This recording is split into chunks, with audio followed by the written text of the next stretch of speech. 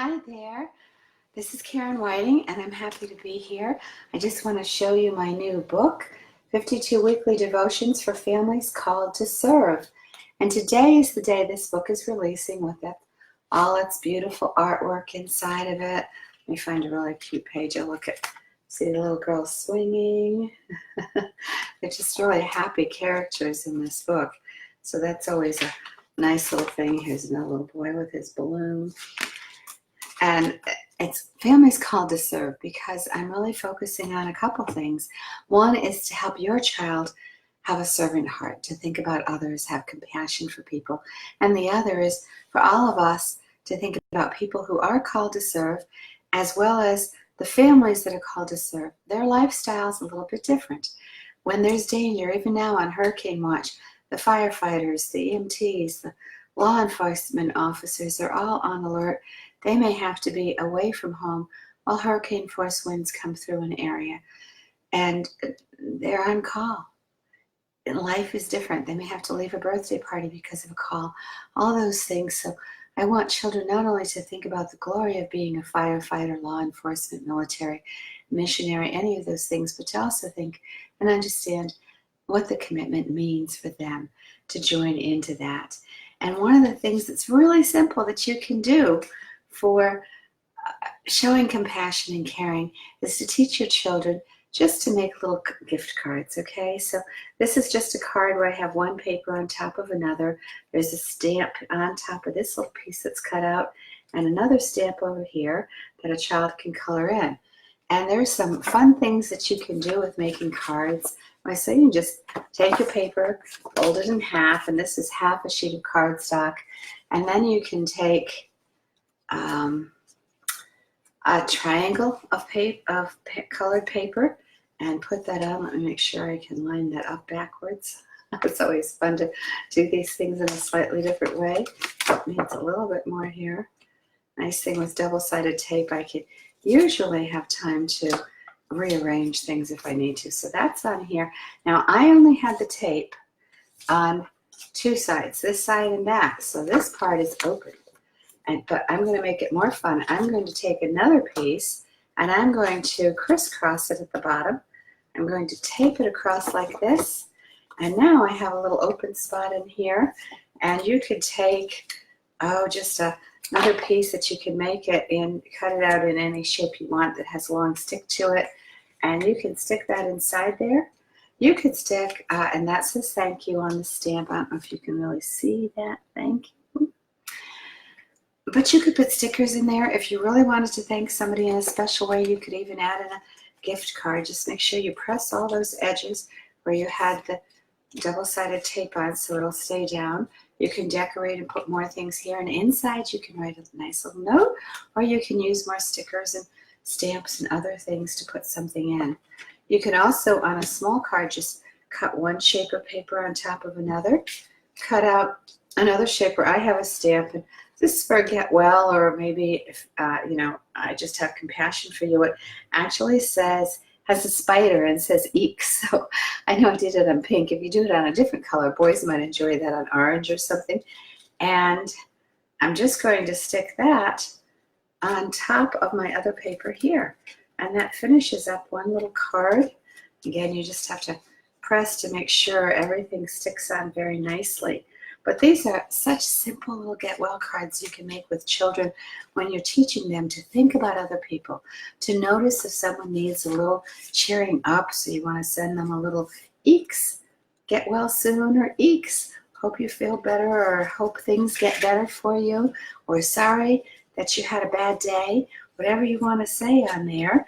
And that's just a simple way to teach them to use some words, to express compassion, to use some thanks for them. Oh, and Sarah said she hopes my book is successful and the storm doesn't do much damage. What a combination. I know. Isn't it crazy? But I have great storm shutters and I have a brand new roof. Why do I have a new roof? Because I had hail damage in the spring. I'm not sure I know many people who have had more natural disasters than myself. Beverly Jones, love you back too. Oh, I'm glad you're loving the book.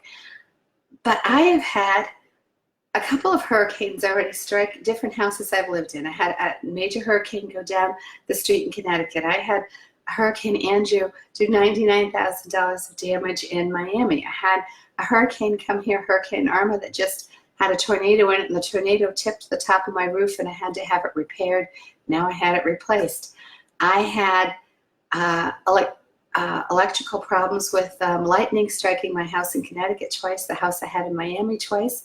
I had spontaneous combustible fire in Connecticut and another one in Miami. So, and I had an earthquake in Maryland, although it didn't do any damage.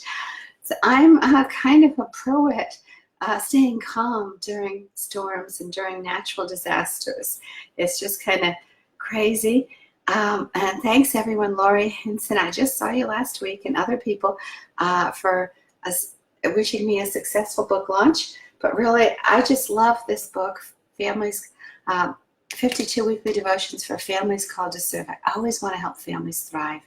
And in particular, because my grandfather was fire chief in my hometown for 40 years, my dad served in World War II, my son and son-in-law served Air Force, Army, my husband served in the Coast Guard 22 years, my cousin is an emergency room nurse, my mother was a nurse, my daughter is the lead case manager for Hurricane Irma recovery in the Keys.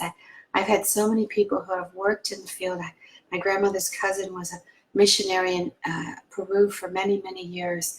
I've had people serving on the front lines in so many ways. I understand that what they do is such a commitment, such a sacrifice to make our lives better, to bring peace and calm to our lives and help us when we are in trouble, that the stories in here are just wonderful.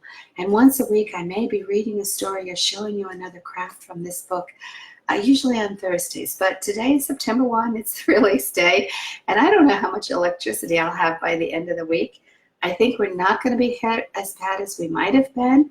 Oh, thanks, Don, and other people for saying congratulations. And Ava Pennington said, I'm still smiling after all those natural disasters, that I'm a natural encourager, and we do need to encourage people. You know what? Never lost a life in any of those storms, any of those natural disasters. But Ava may get hit worse than me because she's a little bit further south. We don't know where it's going to go.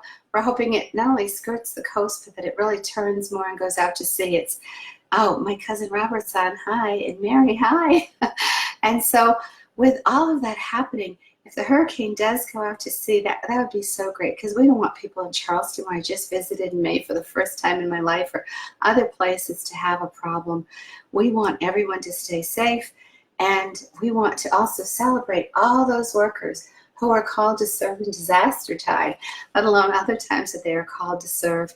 So it is a day to think about them and to, as I said, make a simple greeting card. If you joined in late, just go back and watch the video and see the little ways that I've shown that you can teach children to make a very simple card, to just say thanks, to just say, I have compassion for you, that I feel sorry when you're hurting, I feel sorry when you're sad, those types of things, because we want our children to have those hearts that reach out to in care and love to other people. That's what Jesus did. That's what we want to do. And I'm just so thankful that you're all here, and I know so many people are praying for the book release, which is good, and also for my safety and the safety of people all along the East Coast.